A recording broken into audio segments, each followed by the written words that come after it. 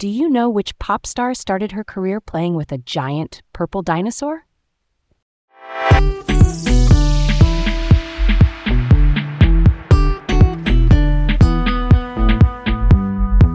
Hey there, I'm Leah. And I'm Garrett. Welcome to Laid Back Learning. All right, here's where we begin. Today we're diving into the life and career of Selena Gomez. You know, Selena's music was such a big part of my high school years. I still vividly remember listening to A Year Without Rain on repeat, especially during those teenage angst days. Yeah, that's pretty cool, right? I mean, her songs were everywhere, and it's like she was speaking directly to that phase of life, you know? Totally. Okay, let's set the scene for this one. Selena Gomez was born on July 22, 1992 in Grand Prairie, Texas, named after the iconic Tejano music star Selena Quintanilla. Now that's a huge name to carry, especially given the cultural impact of Quintanilla on Latin music. Right? And it seems like her heritage, Mexican from her dad's side and Italian from her mom's, really shaped her vibe and career. It's pretty fascinating how she embraces that multicultural background in her work. Exactly. And it all started with her mom's involvement in stage productions, giving young Selena a sneak peek into the world of entertainment. That must have been a big inspiration for her. Absolutely. Now let's dig into this. Her big came with Wizards of Waverly Place. She played Alex Russo, and that role, it was huge for her. Keeping it real, that show was a fan favorite. Her comic timing was spot on, and it really established her as a household name. But before that, she was on Barney and Friends. Who would think a kid's show would be such a launch pad? No doubt, Leah. And remember Spy Kids 3D or her stint on Hannah Montana? Each role layered on more exposure, prepping her for that Disney stardom. Then she switched from acting to music, signing with Hollywood Records in 2008.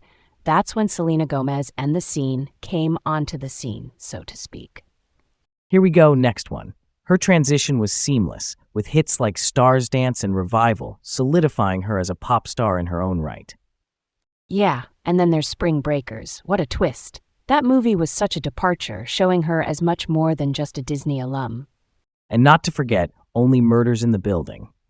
Her executive production prowess shines here, demonstrating her talents behind the camera as well. Oh, and starting Rare Beauty, aligning it with mental health advocacy. It ties into her mission to break down stigma around mental health. She's even shared her own struggles to help others. All right, here's a cool thought to kick off on another angle. There's always been debate over her role in July Moon productions. Some say she's all into the creative vision, while others claim she's more of a figurehead. I'm all about that perspective. I think she's pretty hands-on and creatively driven. Her past initiatives show she's got the vision to back it. I could get behind that idea, but maybe she leans on her team for day-to-day tasks, leaving her room to innovate and expand her brand. Kind of like juggling multiple roles, but prioritizing the big picture stuff. That's a solid point, Garrett. Now, in terms of pop culture, her Disney roots definitely crafted a certain image early on. But Spring Breakers, as you said, helped in diversifying where she fits in now. Yeah, love a good rabbit hole, and her influence just keeps growing, right? Especially in both English and Spanish music markets. I guess I'm just really excited to see more narratives blending her bicultural heritage. Absolutely. Let's not let this one slide by. She's such a beacon for advocating mental health awareness. What she's done reaching her audience on such a human level is pretty remarkable. That's the gist of it, right there then.